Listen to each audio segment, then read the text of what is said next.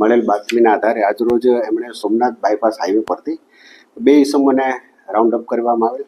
એ ઇસમોની પૂછપરછ કરી અને એમની તપાસ ઝડપી કરતા એમની પાસેથી 4 જેટલા પેકેટ મળેલ. જે પેકેટની ચકાસણી કરતા તેમાં પ્રાથમિક દ્રષ્ટિએ ગાંજો હોવાનું ધ્યાને આવેલ છે. જે ગાંજો કુલ 3,835 ગ્રામ જેટલો છે. અને આ જે બંને ઇસમો છે એમના નામ છે સમીર શાહ રમજાન શાહ સામદાર અને અશફાક કાલુભાઈ ગાજી. આ બંને ઇસમો પ્રભાસ પાટણ અને વેરાવળના છે, જે બંને રિક્ષા ડ્રાઇવિંગનું કામ કરે છે. આ બંને ઇસમો વિરુદ્ધમાં હાલ પ્રભાસ પાટણ પોલીસ સ્ટેશનમાં NDPS એક્ટ હેઠળ ગુનો દાખલ કરવામાં આવે છે. આ જે બંને ઇસમો છે એ વેરાવળથી અમદાવાદ થઈ અને એ ઓરિસ્સા ગયેલ અને ત્યાં એમણે ત્યાંના એક સ્થાનિક વ્યક્તિનો સંપર્ક કરી, ચંદનભાઈ નામની વ્યક્તિનો સંપર્ક કરી એની પાસેથી આ ગાંજો મેળવી અને તેઓ અહીંયા પરત આવી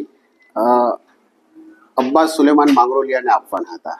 આ અબ્બાસ જે છે આ બંને વ્યક્તિઓને એની ટ્રીપ પૂરતે 5,000 રૂપિયાનું આપવાનું એણે નક્કી કરેલું અને આ ગાંજો પછી અબ્બાસ પોતાની રીતે ડિસ્ટ્રીબ્યુટ કરવાનો હતો. અબ્બાસ અહીંયા વેરાવળનો જ છે અને એ હાલ રિક્ષા ડ્રાઇવિંગનું કરે છે. જે બે ઇસમ છે પકડાયેલા સમીર અને અશફાક, આ બંને વિરુદ્ધમાં NDPS એક્ટ હેઠળ ગુનો દાખલ કરવામાં છે અને તેમજ આ જે ગાંજો મંગાવનાર ઇસમ છે એની હાલ તપાસ ચાલુ છે, એને પકડવાનું બાકી છે.